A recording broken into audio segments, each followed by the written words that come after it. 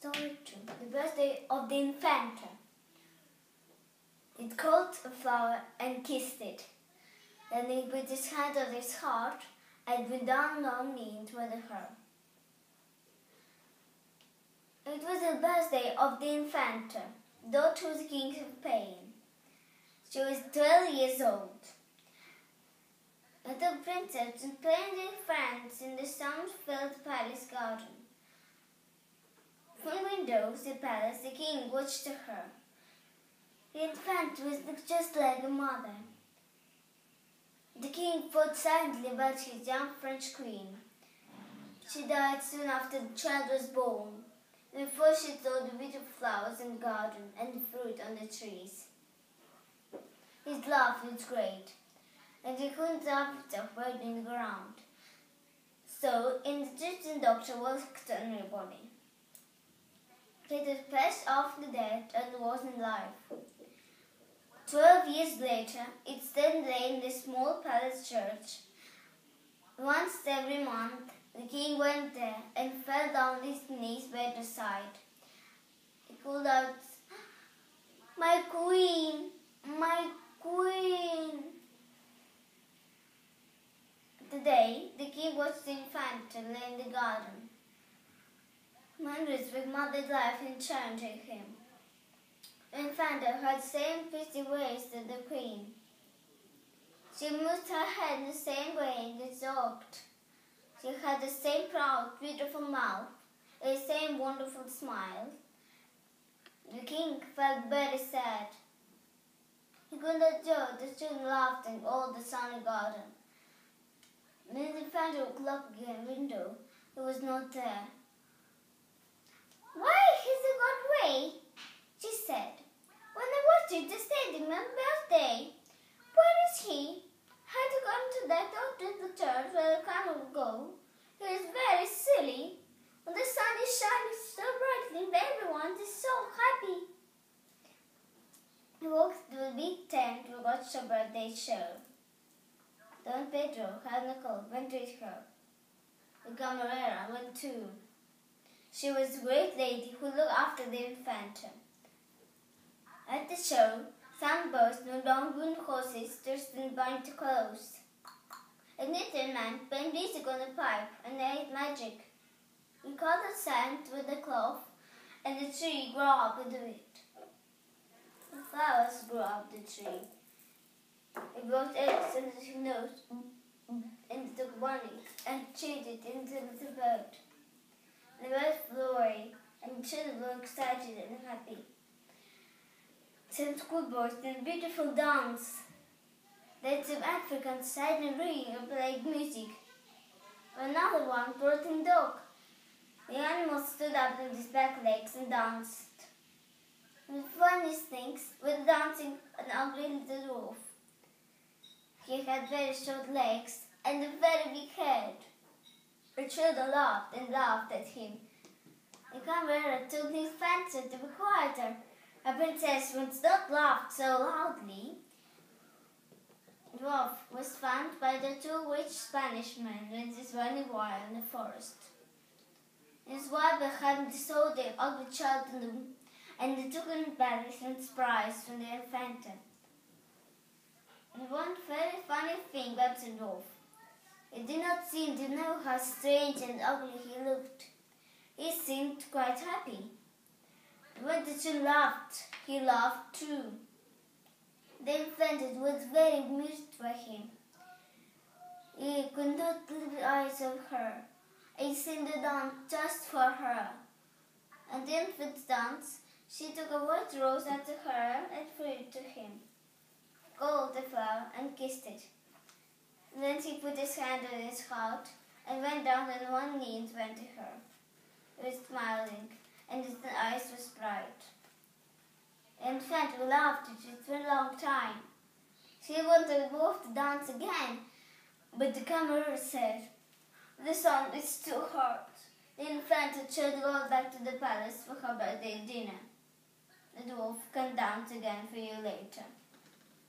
So the Infanta went back to the palace, and all the children followed her.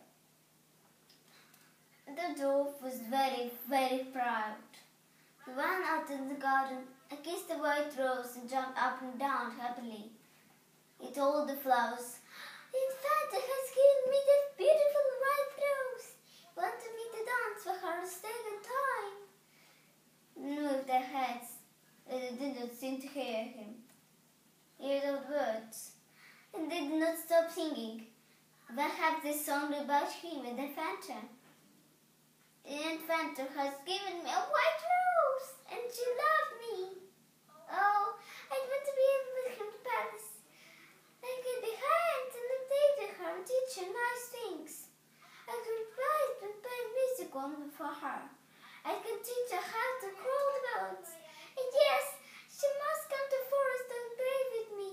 We will dance on the fresh grass. When she has died, I will find a soft bank of flowers for her, and she can rest on it." Look the palace. The doors and windows were sharp to keep at midday heat. Then they saw that the door was open. They went through the heat. It was a beautiful room. There was gold everywhere, and the floor was made of colored stones. And the Infanta was not there. We came to the second room. In the second there was a big round table with great books on it. This was the room where the government officers met. The dwarf was afraid, but he fought with the Infanta. "And I must continue," he said, "and find her. I will tell her that I love her, and ask her to remain with me after my dance. I know that she will come to the forest with me." He smiled at for the heat. They went in the next room. This room was the brightest and most beautiful of all the rooms. The tables and chairs were made of silver, and the floor was sea green stone. It was down to bone. They saw something, a small person, standing in the shade of the pyramid room.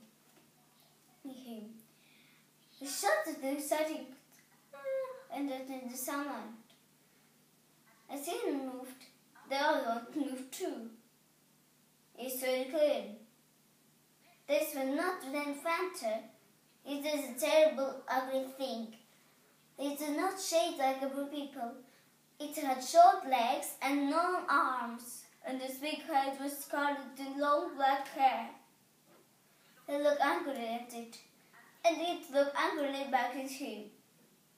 He laughed, and he laughed. Went towards it, and it came to meet him. "What is it?" He looked in the rest of the room. Because everything was full of clear water. Every picture, every chair at the table. He took the white rose and kissed it. And afterwards he rose too. He kissed it and pressed it to its heart. He was looking at himself in the mirror. When he realized it, he fell on the floor. He cried. He was the ugly one. The children laughed at him, not with him. Little Infanta did not love him. She only laughed at the ugliness. Why didn't they leave me in the forest? They know me in the stand I never knew. Why did my father kill me? Why did he sell me so ugly people who laughed at me? Her tears rolled down his face. He pulled the white rose to pieces and threw the pieces away. Everyone wanted the same. When he did it, he looked at him the face from the pain. He caught his eyes and lay in the shadow. When the Infanta and the friends came into the room, he saw the ugly dwarf. He was lying on the floor and teasing with hands in the strangest way. They sat happily and stood around and watched. "His dances were very funny," said Infanta, "but this is funnier." But the dwarf did not wake up. He lay and cried very quietly. Then he made a strange noise, put his hand on his side, and then fell back and lay there. "That was wonderful," said the Infanta. "But now we must dance for me." Yes, cried the children, get them and dance. The little dwarf did not answer. The Infanta was angry and called her uncle. He was walking with the king's daughter in the garden outside. Must funny little dwarf is not listening to me, he cried. You must wind him up, tell him to dance for me. Don Pedro hit the dwarf. You must dance, he said. The Infanta of Spain wants to see you dance. But the little dwarf did not move. The king's daughter looked at the dwarf and put his hand on the little man's heart. Oh, princess, she said, your funny dwarf will never dance again.